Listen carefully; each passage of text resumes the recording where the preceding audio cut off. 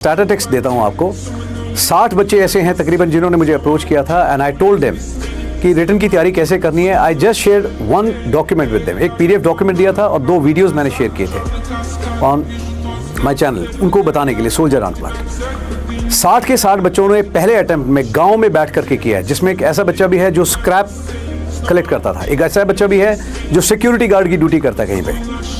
अगर वो लोग कर सकते हैं तो मैं आपसे ये पूछना चाहता हूँ, इतनी बेसिक सुविधा तो आपके पास में डेफिनेटली से ज़्यादा होगी अगर ऐसे ऐसे बच्चे कर सकते हैं। एक बच्ची वो है जिसकी मदर झाड़ू पोछा लगाती है घर में और वो टॉप 20 में आई है। एक बच्चा वो है जिसके फादर पोस्टमैन है, जिसके पास किताब खरीदने के भी पैसे नहीं थे, हाथ से नोट्स बना करके पढ़ के पास हुआ है। तो प्लीज़ जब ऐसे ऐसे बच्चे हैं जो मिसाल कायम कर रहे हैं और कर रहे हैं, तो आप लोग भी कर सकते हैं। तो ईमानदारी से काम कीजिए, please put best investment that is in your efforts. अपने ऊपर काम कीजिए। एग्जाम कोई भी डिफिकल्ट नहीं होता, आप पूरे बचपन से पढ़ते हुए आ रहे हैं, class 1st, 2nd, 3rd, 5th, 10th, 12th board exam कोई भी हो वो उतना ही डिफिकल्ट है जितना आपके दिमाग में है। तो प्लीज इस बात को क्लियर कीजिए कि एग्जाम इज नॉट डिफिकल्ट। तैयारी कम या ज्यादा हो सकती है, तैयारी अगर कमजोर है तो एग्जाम डिफिकल्ट है, अगर तैयारी मजबूती से करेंगे तो कोई एग्जाम डिफिकल्ट नहीं है। नंबर 1। नंबर 2, ज्यादातर स्टूडेंट्स जो मेरे पास आते हैं, मैंने उनको देखा है, वो कहते हैं सर हमने एक कोर्स सब्सक्राइब किया है।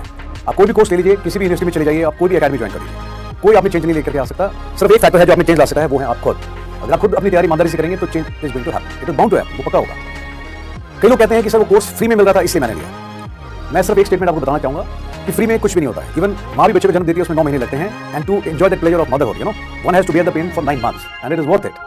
तो जो भी चीज आपको बताता है, क्लेम करता है कि फ्री में है, बिलीव मी, फ्री में सिर्फ you are being sold in the market as a product. That is the truth and that is the brutal truth. Thing what you should do is, जब आप सो जाते हैं और सुबह उठते हैं with a fresh mind, first thing rapid revision, very very important.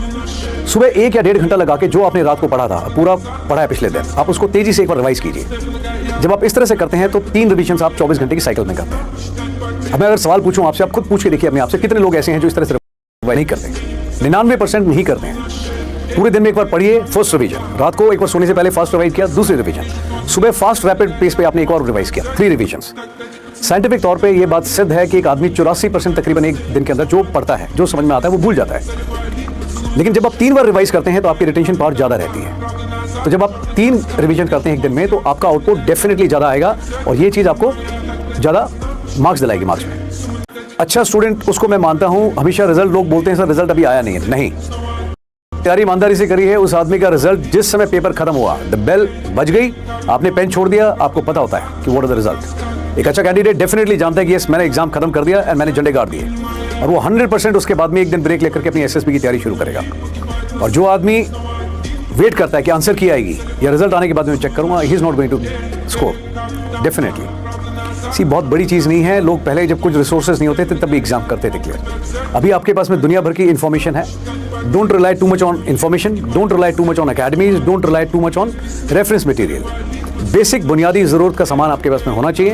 एक अच्छी टेबल सेट कीजिए, एक अच्छा रूटीन बनाइए, सिलेबस ऑथेंटिकेटेड सोर्स से निकालिए, रिवीजन मोड ज़्यादा होनी चाहिए, मॉक टेस्ट आखिरी के 15 दिन में होने चाहिए। एंड अगर कॉन्फिडेंस चेक करना है तो रियल कॉन्फिडेंट मैन मैं उसको मानता हूँ जो 4 दिन पहले या 3 दिन पहले बिल्कुल किताबें क्लोज कर दे and relax yourself. I tried it and मैं कभी फेल नहीं हुआ। 2 से 3 दिन पहले क्लोज कर दीजिए एंड डिटॉक्सिफाई योरसेल्फ, जितना पड़ा हुआ है रिलैक्स।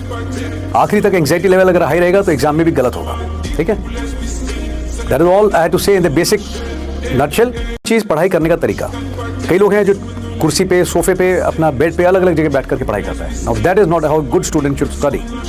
अच्छा सिपाही वो है जिसकी ड्रेस कोड हथियार बिल्कुल सिखलाई के मुताबिक हो।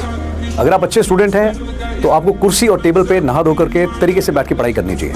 एक अच्छा बॉडी पोस्चर होना चाहिए, रेफरेंस की किताब के सिवाय बाकी टेबल पे कुछ नहीं होना चाहिए। अगर उस माहौल पे पढ़ोगे, टेबल पे अगर आप सीधे बैठ के पढ़ाई करेंगे, मैं गारंटी देता हूँ आपको कि आपका बॉडी पोस्चर ठीक रहेगा, आपको जिम्मेदारी का एहसास होगा कि मैं किसी काम करने के लिए बैठा हूँ, not to waste time. That's very very important. और दूसरी चीज, कट ऑफ पे ध्यान ना देकर के मैक्सिमम नंबर की तरफ देखो।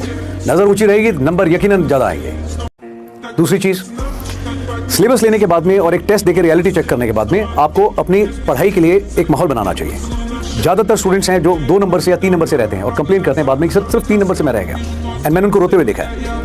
बट मैंने उनको कभी सिंपैथी नहीं दी, मैंने हमेशा डांटी लगाई है और ये बताया है कि अगर 3 नंबर से, 5 नंबर से, 10 नंबर से फेल हुए हैं, उसके 2 मेजर रीजंस हैं। नंबर 1, जो बार बार एनवायरनमेंट में बताया जाता है थ्रू डिफरेंट सोर्सेज कि कट ऑफ इस साल इतना गया है, दैट इज नंबर 1 रीजन। और दूसरी चीज़ आपका तैयारी करने का तरीका।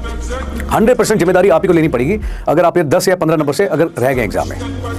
मैं ये जानना चाहता हूँ और बताना चाहता हूँ आपको कि जो बेस है कट ऑफ, अगर 300 नंबर का एग्जाम है, अगर आपको बताया जाता है 120 कट ऑफ है, आप कट ऑफ के बारे में क्यों सोचते हैं? जब आप कट ऑफ के बारे में सोचते हैं तो आपका माइंडसेट उसी लेवल पे जाता है, आप तैयारी ही 120 के हिसाब से करते हैं। That is absolutely disaster.